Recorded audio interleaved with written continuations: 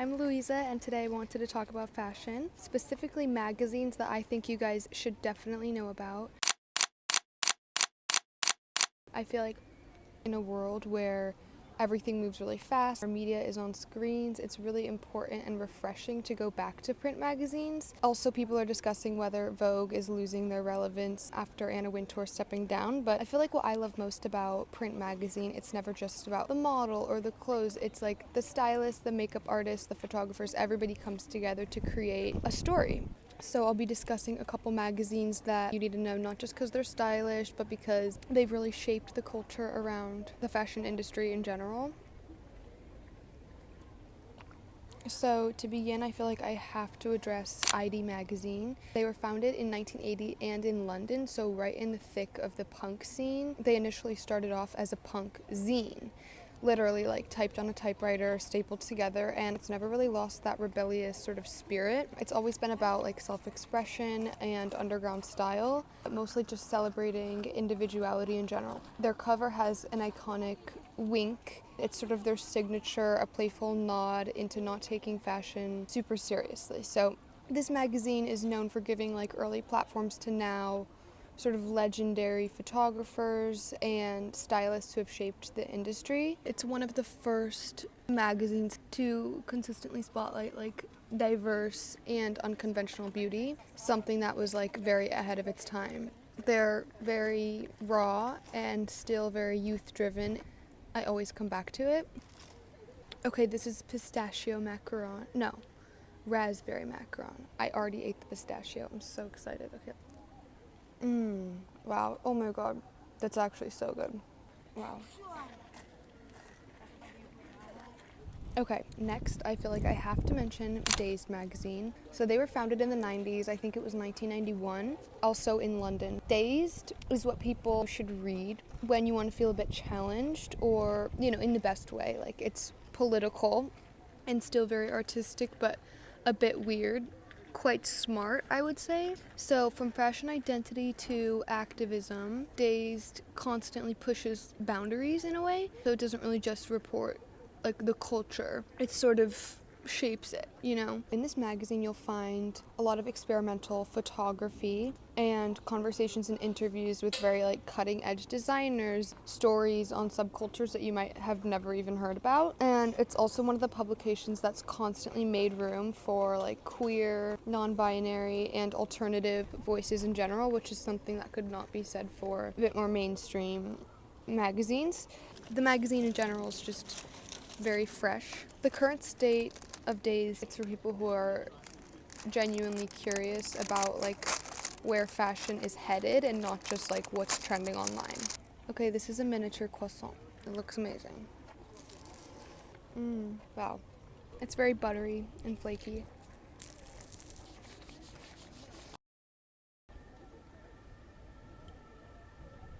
Also, sorry that I'm like trying to speak into this microphone, but of course, since we are in Paris, I think we must discuss Self-Service magazine. So Self-Service was founded in the 90s. The current editor-in-chief is the same one who has always been or who was the founder, I guess I should say. And their origins are from Paris, France, of course. Self-Service is where fashion meets art direction in a very French way, very clean and minimal design. It's a biannual publication, so each issue feels more like a collectible coffee table book rather than like a disposable magazine. There's a very calm air to it that I love. The whole world sort of like can slow down. Okay, sorry, there's like croissant in my teeth, but the whole world just kind of slows down for about 300 pages. Self-Service is known for high-end, thoughtfully styled editorials, in-depth interviews with your favorite fashion insiders. It also has a very specific Parisian point of view, very chic, understated, and intelligent. It's not very loud or trendy, but very refined editorial. Okay, I'm like really scared of this guy that's next to me, but like,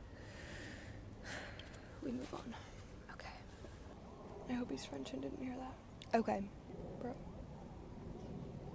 Next, I must discuss Nylon. Okay, so Nylon was founded in 1999, so inherently they sort of pioneered that 2000s fashion look. It's born in New York, very indie, definitely like grunge, and always has been and always is in tune with pop culture in general. And I feel like it balanced fashion, music, and just like youth culture with this effortlessly cool tone to it. And it never felt or feels super polished or pretentious. It's just like really real. I think for a lot of readers, it really like, oh my god, he left. Thank God.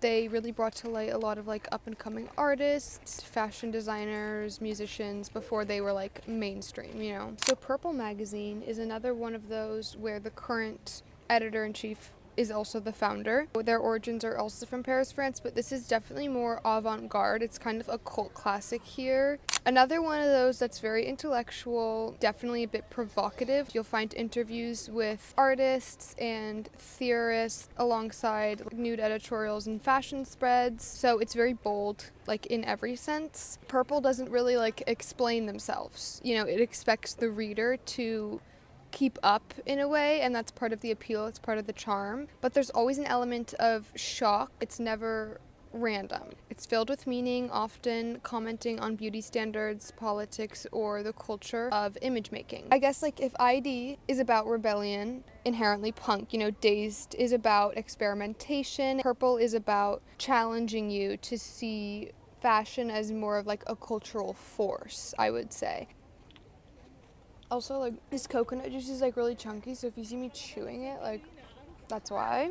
And I definitely don't think this video would be complete without addressing Fruits magazine, which was founded in the 90s in Tokyo. So Fruits isn't like your typical fashion magazine. It documented Tokyo street style, specifically from Harajuku, in the late 90s and early 2000s. It was entirely photographic and focused on real people on the streets, so there was no models, just everyday creatives showing off their self-styled looks. I feel like it captured something so pure from a time when fashion wasn't really just about being on trend, but like being a bit more original. The layering and the clashing colors, the accessories, the energy has really influenced brands like Comme des Garçons. It's no longer being published, but it remains one of the most influential archives of fashion subculture. Just a reminder of how style can be fearless and fun. If you're in Paris, a few places worth visiting. OFR is the most iconic. They carry really well curated mix of independent fashion and art publications. You can often find older issues. And Yvonne Lambert is another gem and a personal favorite. But for vintage or out-of-print magazines, I suggest searching on eBay. It takes a bit of digging, but it's definitely possible to find like rare issues. Some online stores also specialize in back issues of like Purple ID and self-service, but if you're not able to collect in person, there are digital archives too. But personally, I think there's something really special about holding a magazine in your hands, especially when it's a bit of a limited run or a particularly iconic issue. Okay, there's a lot of people around me right now. No problem. So that's my list. 6 magazines that continue to shape how I think about fashion. I feel like what they all have in common is that they respect creativity and they celebrate subcultures, risk-taking and challenging the norms in the industry. And in a digital world where everything is made to go viral, these magazines still value curation, storytelling, and craftsmanship. And honestly, nothing replaces the feeling of holding a physical magazine in your hands. The textures, the smell, the weight of the pages, like, it's tactile, it feels real and intentional. You're not just like mindlessly consuming content, you know, like you're engaging with a vision. So let me know which of these you're excited to check out. I would say if you've ever thought about collecting magazines, I really recommend it. It's one of my favorite investments. So thank you so much for watching, and I'll see you guys in the next video. Au revoir!